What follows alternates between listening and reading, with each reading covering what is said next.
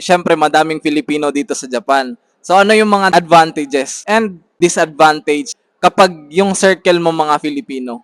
Siyempre, nakakatuwa. Talagang mga atmosphere ng mga Pilipino, masayahin. Masayahin ng mga Pilipino. Nakakatuwa, maganda makisama sa mga Pilipino. Kasi ang mga Hapon, hindi ko naman sinasabi nila lahat. Oh. Ang mga Hapon, medyo may pagkasumitay. Ang ibig sabihin ng sumitay, malamig. Hindi nila alam kung paano mag-enjoy. Tayo mga Pilipino, bumagyo man, mag-ano man, gumuho man ang mundo, nakatawa pa rin. Kaya maganda pag nag-hangout ka o nakikipag ano ka sa mga Pilipino. Yung downside naman ng mga Pilipino, ganito 'yan. Huwag mong i-dip. Kumbaga neutral ka, preno ka. Kasi pag dinip mo 'yan, nandiyan na yung utangan ka, nandiyan yung kakainggitan ka, nandiyan yun yung may magagalit sa'yo na nakatago lang. So yun ang ano natin. Masasabi na tong crab mentality.